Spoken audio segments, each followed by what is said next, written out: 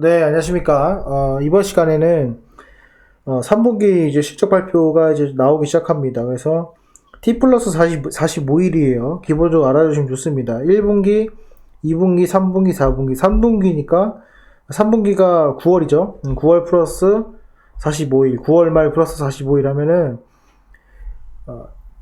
이 T 플러스 45일이라는 값이 나옵니다. 그래서 실적 발표가 이제 나오기 시작할 겁니다. 이제 나올 건데 제가 이거 왜 말씀을 드리냐면요. 보통 실적이라는 것은 보통 3분기에서 거의 다 끝납니다. 3분기 때 실적이 좋아야지만 내년에도 실적이 좋을 걸로 예상이 되고 올해의 실적도 예상이 이미 됩니다. 그렇기 때문에 이 3분기 실적에 따라서 중요한데 또 하나 더 중요한 것은 뭐냐면 지금 최근에 특수 상황이죠. 그래가지고 몰락한 그런 회사도 있고 성장한 회사도 있습니다. 근데 그 성장한 회사들에서 특히 이 3분기 실적이 중요합니다. 왜 그러냐면은 일단 첫 번째로 다른 것들보다도 제조업에 한번 관심을 더 보시면 좋을 것 같습니다. 제가 왜 이런 말씀을 드리냐면 특히 제조업 같은 경우에는 지금 3분기 실적이 좋다 그러면은 뭐 내년 상반기까지는 실적이 좋다라고 봐도 뭐 무방할 정도입니다. 왜냐하면은 지금 뭐 아시겠지만은 제조업들의 그 재고들이 많이 없어요. 옛날에는 재고가 많이 있었는데 지금은 뭐 많이 여기 회사 다니시는 분도 아시겠지만은 재고가 없습니다. 재고가 상당히 적다 이렇게 보시면 될 것 같고요. 그리고 이미 배에 아직도 떠다니는 것도 많다. 지금 여러분 뭐 많이 들어보셨겠지만은 아직 도착을 못했어요. 아직 고객에게 전달 안 된 것들이 많습니다. 올 초에 오더 간 것들이 아직도 뭐 전달이 안 된 것들도 많기 때문에 계속적으로 지금 그 제조업에서의 그 제품에 대한 그 수요는 아직도 많이 있습니다. 특히 제조업 같은 경우는 더더욱 그렇습니다. 그래서 매출액이 성장하는 기업들 그리고 영업이익이 성장하지 않더라도 매출액이 성장하든지 아니면은 매출액이 좀 늘어나면서 영업이익이 개선되는 그런 회사들 중에서 특히 이번 3분기 때 폭발적으로 늘어난다. 아니면 그것을 2분기 때 늘어난 것을 계속 유지한다. 이렇게 보시면은 상당히 큰 도움이 될 거라 생각을 합니다. 3분기 때 실적이 내년에 상반기까지 실적이라 보시면 될 것 같아요. 그래서 퀀텀 점프를 하는 경우가 많습니다. 예를 들면은 영업이익이 갑자기 상승을 해서 그것이 이제 2021년도 2분기, 3분기 유지가 되면은 내년까지 이어질 가능성이 매우 크다. 이게 특수성 때문에 그렇습니다. 왜 그런지는 제가 예전에도 한번 설명을 드렸고, 최근에 뭐 제조업에 대한 그런 내용들도 설명을 드렸지만은, 그럴 가능성이 매우 크기 때문에, 이번에 실적이 발표된다고 해가지고, 선반영 됐네가 아니라, 내년에도 지속될 수 있을 가능성이 크구나, 라고 하면서 오히려 3분기 실적 곱하기 4를 해야 돼요.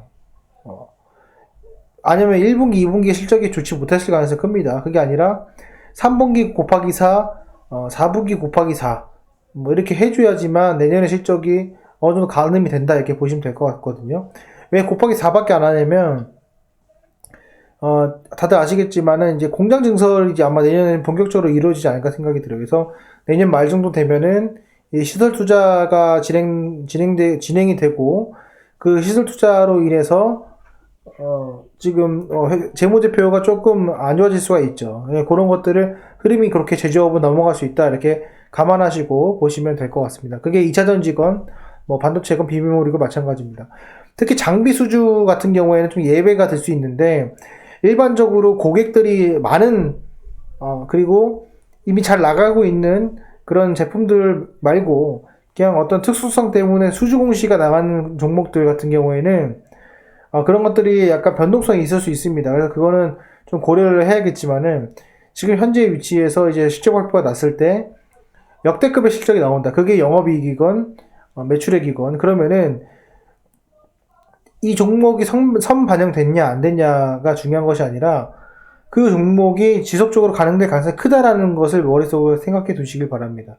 그런 면에 있어서 봤을 때 지금 바이오 종목들 같은 경우에는 그런 그 긍정적인 모습이 좀 없어요. 그래가지고 전반적으로 주가가 좀 떨어지고 있는 것이 아닌가 이렇게 생각이 들고 뭐 다른 종목들도 마찬가지고 제조업 중에서도 그냥 화장품을 판매하거나 정말 특수성에 해당되는 그런 종목들은 제외하고 일반적인 제조업, 화학, 기계, 이 정도? 이 정도만 보면 괜찮지 않을까 생각이 듭니다. 그래서 지금 상당히 뭐 저평가 받은 종목도 많고, 그리고 재무 건전성도 뛰어난데도 불구하고 지금 저평가되는 종목들이 꽤 있습니다. 그런 것들 잘 한번 눈여겨보셨다가, 특히 이제 코스피보다는 코스닥 종목으로, 그리고 회사가 많이 노출돼가지고 그 노출된 종목들이 애널리스트로 인해서 선반영이 될 수는 있습니다. 하지만은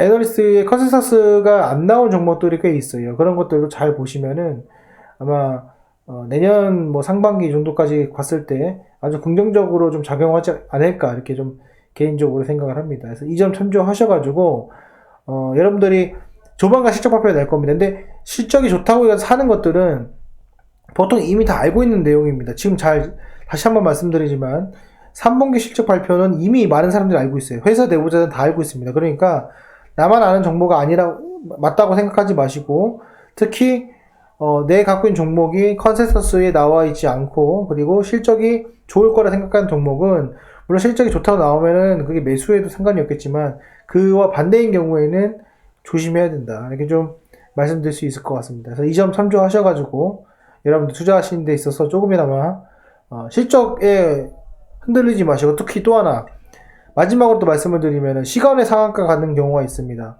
실적이 잠깐 나타나가지고, 그럴 경우에는 그 다음날 단기 매도의 기회를 한번 머릿속으로 삼아보세요. 시세가 크지 않으면은 그 시점은 단기 매도의 기회 가능성이 큽니다. 아시겠죠? 그래서 이 점 참조하시고 투자하시는데 조금이나마 도움됐으면 좋겠습니다. 오늘 영상은 여기까지 하겠습니다. 감사합니다.